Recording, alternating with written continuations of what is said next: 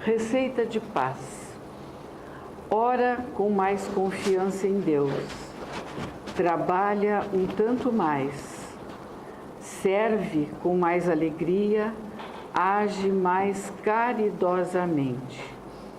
Desculpa as faltas alheias com mais compaixão pelos ofensores. Usa mais a calma, particularmente nas horas difíceis. Tolera com mais paciência as situações desagradáveis.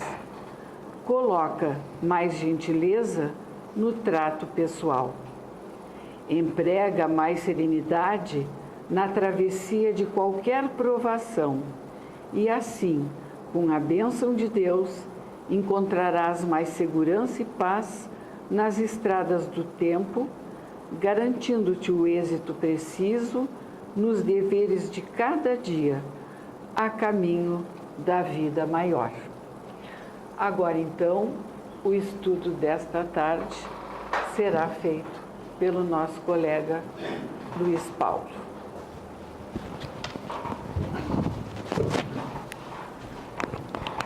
Boa tarde a todos. Que todos estejam mais calmos do que eu. Já é muito bom. Boa tarde às companheiras e companheiras que estão no andar de cima. Hoje, nós vamos continuar o estudo desse livro, muito interessante, Jesus no Lar, que foi ditado pelo espírito Neio Lúcio, um velho professor, através da psicografia de Chico Xavier.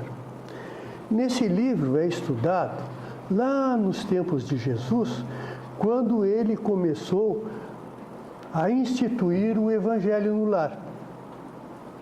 Como não tinha quem ensinasse, ele mesmo fazia. E como Jesus não tinha casa, não tinha bolso e não tinha bolsa.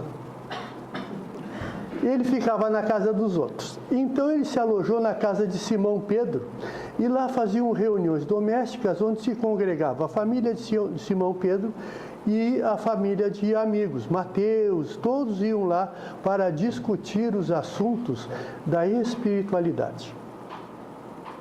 Nasceu assim o Evangelho no Lar, que se perpetua até hoje, pelo menos nas casas espíritas. E Jesus, que não tinha internet, a gente tem que anotar muito bem isso. Hoje em dia, a gente vai para a internet e acha milhares de textos que a gente manda para os amigos.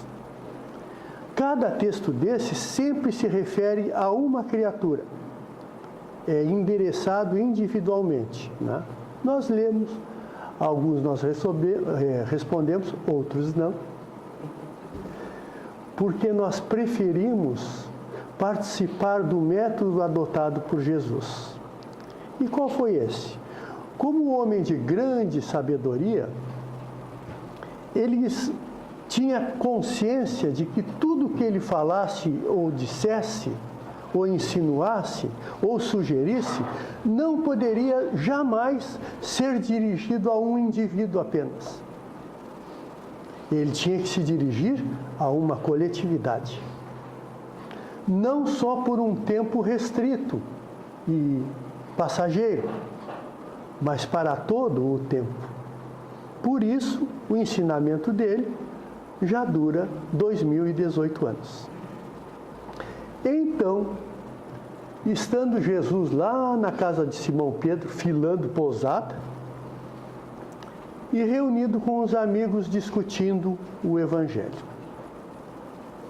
Aliás, não dá para dizer o Evangelho. Naquele tempo não existiam os Evangelhos escritos. Eles foram nascer muito depois de Jesus, por aqueles que aprenderam com ele. E eles estão lá discutindo as verdades da vida. E naquela noite, Mateus, tal como faço hoje aqui, ele falava dos povos, dos dirigentes e dos dirigidos. E não chegavam muito a uma conclusão, porque nunca o dirigente está contente e nunca o dirigido também está contente. Falaram, quando já as velas já estavam ficando pequeninhas, eles resolveram instigar Jesus a dizer uma coisa. E Jesus já tinha pensado alguma coisa para durar o tempo inteiro. Então ele contou aos seus amigos, seus apóstolos, que existia um reino onde o rei estava muito preocupado, porque ele soube que grande parte do povo, da população daquele país, não estava muito contente. Então ele, na procura de uma solução, julgou que deveria nomear um ministro para resolver essa pendenga. Escolheu um juiz,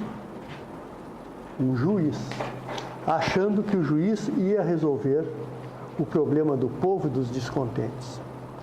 Não deu certo, porque o juiz, ele começou a editar muitas leis. E o excesso de leis nos leva à rebeldia. Ninguém gosta de viver sob o gante de muitas leis. Ficou desiludido o rei, mas não desistiu. Convidou então um sábio doutrinador para guiar seu povo. Esse doutrinador fazia discursos memoráveis, mas nada resolvia. A situação continuava a mesma. O povo descontente, faltava isso aqui. Nos dias de hoje, a gente vai olhando o que vê na televisão e a gente pode ir colocando nesse texto, porque acontece igualzinho. Depois, não deu certo com o doutrinador, ele convidou um sacerdote. O sacerdote criou 1000 dogmas. Quem não fosse da crença dele já não prestava. E isso gerou mais descontentamento entre o povo já descontente. Depois disso, então, ele nomeou um médico. O médico já achava que estava todo mundo doente e queria, imagina os remédios daquela época como seria, hein? Dar remédio para todo mundo e não resolver o problema. Daí, quem que sobra? Já tinha pouca gente. Então ele convidou um general. Agora vai solucionar tudo. Que é nada. O general logo criou tantos óbices, tantos problemas, que aconteceu uma guerra civil. E interessante que na guerra civil o próprio general morreu. Aí ele ficou sem ninguém. Já estava por desistir. Mas até que ele conheceu um sábio e convidou o sábio para ser seu ministro. E o sábio aceitou.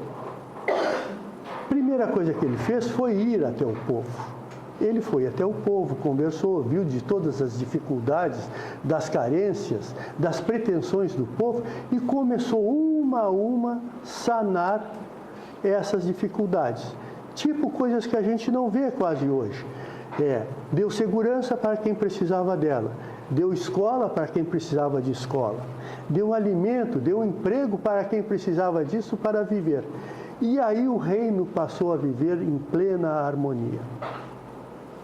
Isso parece até processo político de qualquer país do mundo. Mas não era, porque isso se aplica tanto no reino daquela época, quanto para nós hoje. Para essa casa espírita, para outras associações que existem pelo mundo afora, para a nossa família.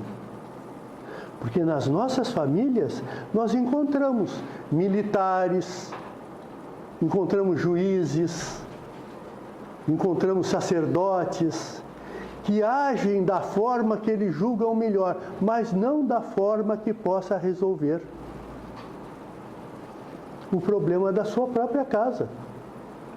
E estes somos nós. Não imaginemos que as pessoas que nos referimos aqui estão num outro lugar. Estão aqui.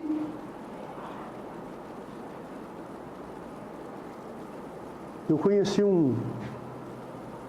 é claro que eu conheci, ele era meu colega de trabalho, mas eu convivi com um colega de trabalho que, dentro do quartel, ele era uma pessoa muito legal.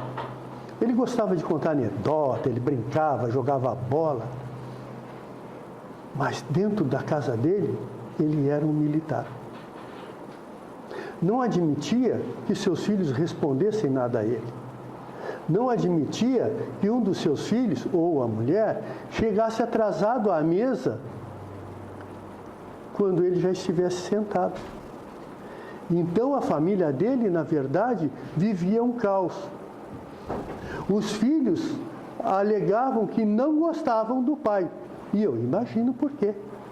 E assim nós também fazemos. Agora, nesse momento, quando eu falo essa palavra do pai que fazia isso, que foi meu amigo, meu colega de trabalho, a gente fica buscando o nosso pensamento assim, aquele meu vizinho da Casa Azul faz isso. Nós estamos pensando agora.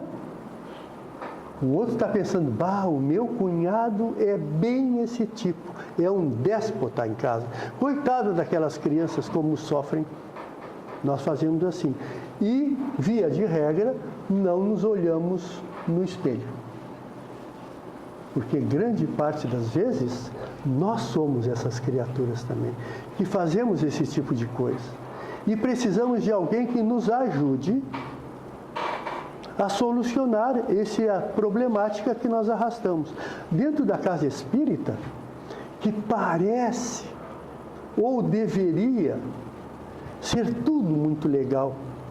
A gente se chama de irmão aqui, porque somos cínicos. Porque nós não procedemos como irmãos.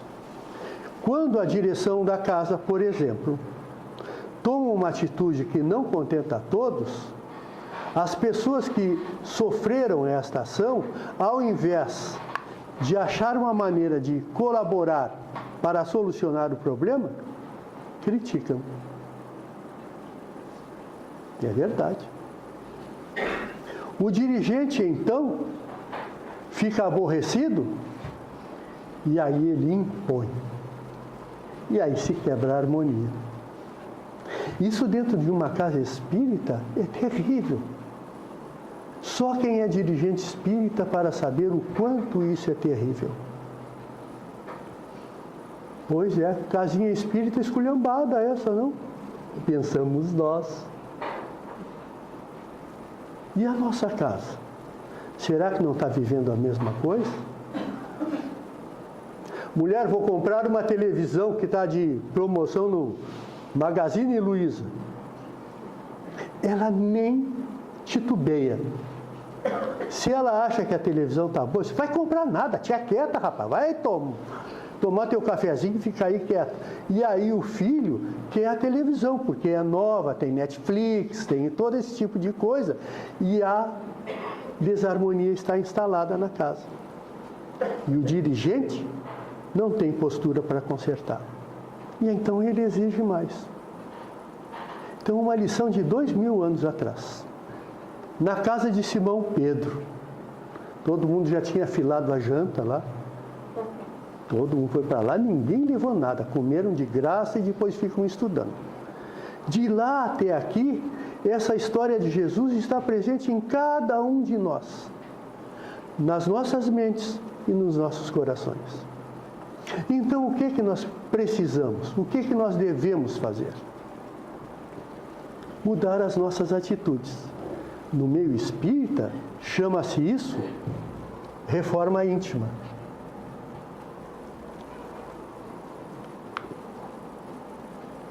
Quando a gente ouve falar disso, muitas vezes, não vou generalizar, tem gente que não é assim, já está um passinho acima e à frente. Estão achando que eu sou Chico Xavier para proceder assim? Ser bonzinho com todo mundo? Mas é assim que tem que ser.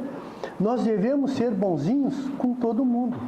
Ao invés de criticarmos ou discutirmos, nós temos que ver qual é o problema que está afligindo aquela criatura, ou o nosso filho, ou a nossa mulher, ou o nosso cunhado, que a gente costuma dizer, não tem coisa mais chata do que cunhado, né? Que ele vai na casa da gente, come de graça, bota os pés em cima do sofá, né, e sai criticando. Esse é o quadro do cunhado. Nós precisamos compreender essas coisas. Não é nos omitirmos, é trabalharmos em prol da harmonia e do bom entendimento. Temos uma companheira muito antiga aqui na casa, fundadora da casa, que sempre que ela via os dirigentes tendo dificuldades de relação, dificuldade de gestão, quando ela interferia, que ela é uma pessoa muito discreta, ela sempre dizia essa frase: não critiquem, meus amigos. É muito fácil criticar daí. Passem aqui para o outro lado do balcão e venham ser o atendente. Isso acontece sempre. Aquela mulher que está parada ali na porta, se ela não receber as pessoas que aqui chegam com um sorriso, com extremo carinho, quando terminar a reunião, a pessoa toma o passe, sai do passe renovado e diz assim: pá, que mulherzinha antipática aquela que estava na porta. Será que eu estou inventando? Ou é assim mesmo? É assim mesmo, porque nós não nos gerenciamos, nós não entendemos e não pomos em prática os ensinamentos de Jesus há milhares de anos atrás, que vem atravessando gerações e gerações, e nós teimamos em fazer isso. Aí a mulher sabe que o marido fez determinada coisa que não agrada. Ah, espera ele chegar em casa para ver. Ela não quer saber o motivo que precipitou o acontecimento. Ela quer impor. E o marido faz a mesma coisa. E os filhos também fazem a mesma coisa conosco. Aqui em meio de conversa, na casa espírita, que seria um lugar adequado para que reinasse a harmonia plena. E às vezes a gente tem que desabafar um com o outro. Bah, fulano está lá trabalhando, fez tal coisa, não entendeu. Né? Eu cheguei atrasado porque o meu carro estragou no meio da rua, mas quem estava aqui esperando não quer saber. Me perdoem a palavra, desce o cacete. E é isso que Jesus quer nos ensinar quando ele fala de um ministro sábio. Nós precisamos ser sábios para gerenciar as nossas próprias vidas, para gerenciar a nossa vida de relação no âmbito familiar e no âmbito da sociedade, do trabalho. O nosso chefe é um cara muito chato, ele é muito chato. Então nós já chegamos no trabalho de manhã com o pé esquerdo, como se diz. Quando o chefe levanta a cabeça da sua mesinha, lá da sua escrivaninha, a gente já, lá vem bomba. A gente nem ouviu ainda. Então é isso que o Espiritismo, através do ensinamento de Jesus, vem nos apregoando desde 1857, quando Allan Kardec lançou o Livro dos Espíritos, a primeira obra lançada da doutrina espírita. Já pregando ali nas 1018 questões, esta reforma, esse entendimento que nós precisamos ter, e não é que precisamos, nós devemos ter. Porque quem pratica isto é menos infeliz.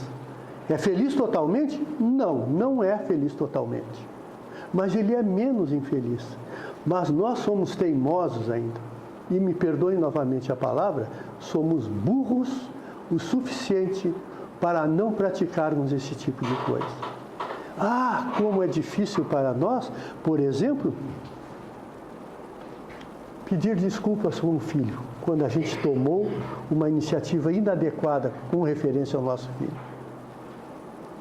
Quem de nós é capaz? Não precisam responder, mas pense. Quem de nós chega em casa de noite e chama: filho, quero conversar contigo. Aquilo que eu falei hoje, assim, tu me desculpe, eu estava errado.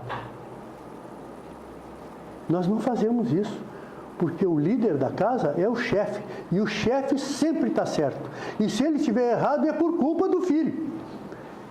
Porque nós não temos esse hábito de cultivar o bem com todos. Nós não temos o hábito de cultivar o bem conosco. Vou contar uma coisa assim, tipo particular, família particular.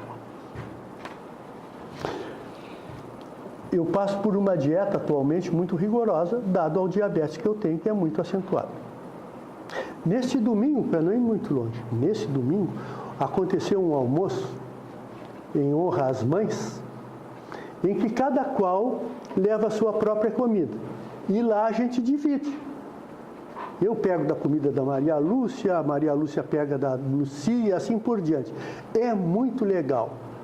Agora eu pergunto para vocês, que dieta eu fiz domingo? Nenhuma. De domingo para segunda, hoje, eu não dormi a noite inteira. Porque o meu diabetes se incomodou. Por quê? Porque eu não cuido de mim, eu não tenho paciência comigo. Não vou morrer de fome se eu comer uma comida mais leve, como eu faço durante toda a semana. Hoje eu fui almoçar, comi um pedacinho de frango, algumas saladas e não estou com fome. Está legal, eu estou me sentindo bem. Mas, via de regra, nós não fazemos isso. Se a gente vai ali no Galeto Caxias, ali com o Gabriel, a gente não quer saber, a gente come todas. Come todas. A picanha, quando vem, mas essa capinha de gordura aí está muito fracota, me traz outra. Porque nós não nos respeitamos. E se nós não nos respeitamos, nós não conseguimos entrar em harmonia conosco mesmo. E se nós não gozamos de harmonia, como é que nós vamos nos harmonizar com os outros? É aprender a acatar, a compreender a posição daquele que está temporariamente no mando. Desde o presidente da República até o nosso prefeito, até o chefe da casa. A gente tem que compreender as responsabilidades que ele assumiu perante a si mesmo. E os que estão na posição de mando também têm que aprender a compreender a posição daqueles que só são mandados. Eu sou de uma geração, pouca gente aqui é da minha geração. A senhora é da minha geração, até antes um pouquinho talvez, mas... Na minha casa, quando se ligava a luz, 6 horas da tarde, se eu não falasse boa noite para o mais velho, eu já tomava uma bolacha. E não era bolacha Maria. Se tinham adultos conversando, a gente tinha que ficar sentado ouvindo. Não é, Garima, que era assim? Quando a gente queria se meter na minha casa, diziam assim, quando os adultos falam, os pequenos chupam rapé. Eu nem sabia o que era rapé, mas eu tinha que chupar rapé, não podia falar. Isto já gerava um clima de indisposição. E em muitas casas, até hoje, gera um clima de indisposição. Gera um clima de indisposição também quando os líderes tomam a posição do doutrinador e fazem discursos, mas não têm atitudes. É por isso que hoje nós temos uma confusão, que ninguém sabe mais quem é o homem e quem é a mulher. Porque se fala, mas não se define, não se conversa com as pessoas em casa. Eu de hoje, diz a menina assim, agora acho que eu vou ser homem. E a gente não para conversar com essa criança. Olho no olho. Conversar sinceramente. Está previsto na doutrina espírita. Quem quiser pode procurar a questão número 200 no Livro dos Espíritos. A gente tem que fazer isso. Mas nós não fazemos, porque somos teimosos e desde os tempos da casa de Simão Pedro, nós continuamos burros. Não crescemos muito. Por isso que o mundo é como é. Porque nós não crescemos muito. Nós precisamos de um ministro sábio. Mas nós não somos ministros sábios, mas poderemos ser. Quando a gente encontra alguém que sabe gerir isso, só vou me manter dentro do âmbito do espiritismo.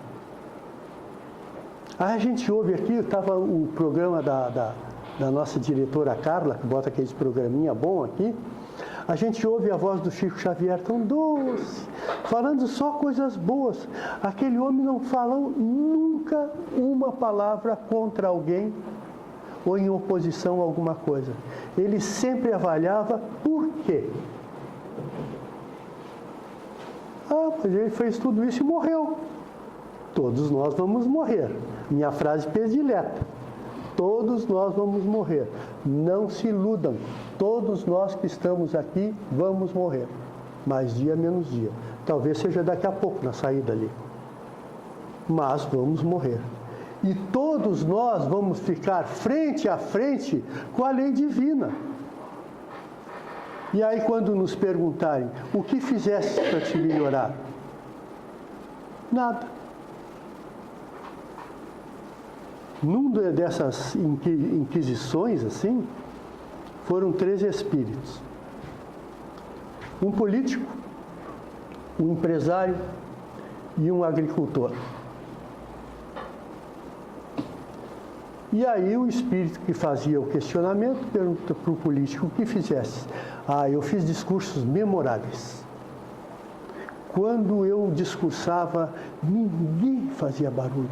Nunca fui aparteado num discurso, porque era muito interessante o que eu fazia. E essas coisas eu acho que geraram coisas boas. Muito bem. Ao empresário: e tu que fizesse? Eu trabalhei, eu gerei empregos, eu produzi, eu gerei bens de capital, eu gerei progresso, eu gerei... Muito bem. E tu, agricultor, o que fizesse? Nada. Eu levantava de manhã e a minha mulher preparava um catanho. Vocês sabem o que é catanho? Alguém sabe o que é catanho? Então eu vou explicar. Catanho é uma palavra de milico. Catanho é um pão com um ovo cozido dentro e uma garrafinha com algum líquido para a gente desembuchar do pão.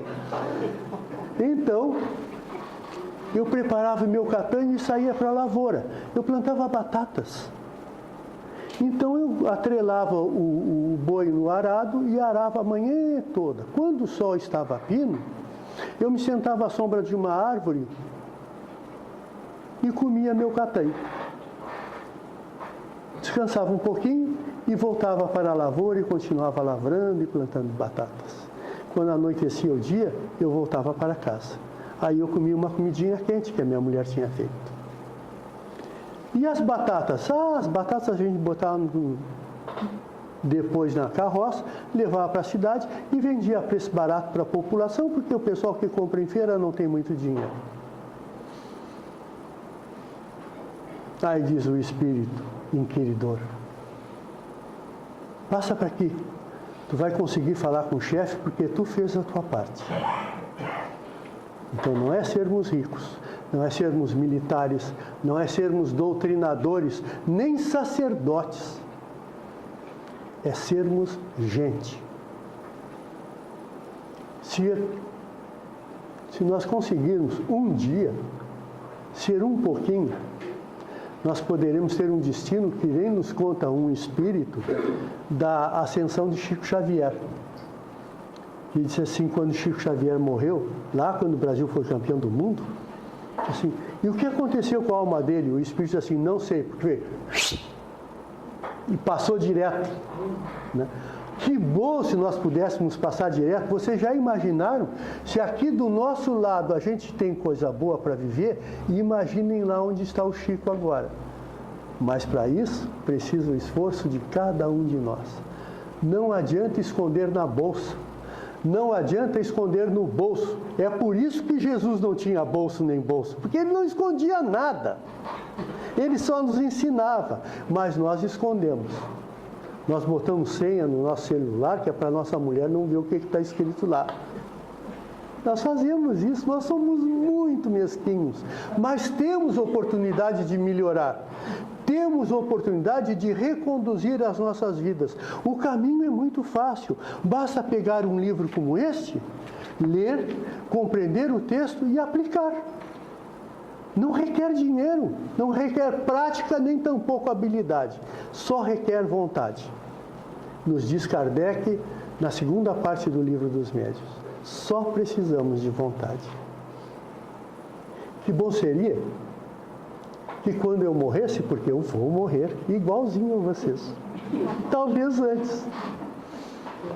E quando eu morresse, nós pudéssemos nos encontrar lá do outro lado e dizer assim, olha, eu procurei fazer. Não estou tão mal aqui, não estou num hotel de 5 estrelas, mas está um hotelzinho bom, bem limpinho, tem água quente para tomar banho, tem água para chimarrão de manhã, tem tudo isso, e a gente poder dar sequência à nossa vida, porque isso aqui é tão somente uma existência, não é uma vida. E essa existência é dedicada a nós nos aperfeiçoarmos, evoluir sempre. Que bom seria se pelo menos uma das pessoas que aqui estão agora pudessem acreditar no que falamos e praticar esse ensinamento que não é nosso, é de Jesus. E melhorar as nossas vidas para sempre. Que Jesus nos ampare e possa nos dar um empurrãozinho para a gente compreender e praticar as coisas. Que Ele nos despeça na sua paz.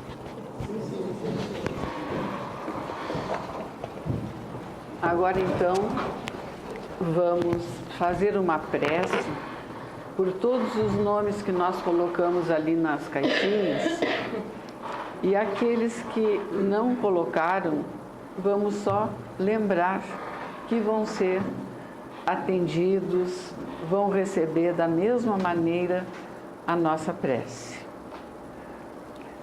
Diante da saudade, Senhor, diante da saudade daqueles que não mais se encontram conosco, que o desespero e a revolta não nos tomem de assalto o coração. Todos viveremos no Teu infinito amor. Não existe separação entre aqueles que verdadeiramente se amam. A saudade é uma ponte de luz unindo as duas extremidades do abismo que o tempo cavou. Concede-nos a devida paciência para esperarmos o reencontro com os que se distanciaram de nossos caminhos. Que a saudade em nós não se transforme num culto doentio à ausência dos que se foram. Qualquer sentimento que nos impeça de aceitar a sábia vontade de Deus é mero capricho da alma. Convertendo saudade em esperança, transmutaremos dor em alegria, treva em luz. Mestre, que a saudade não nos seja um rio caudaloso de tormentosas paixões. Que assim seja.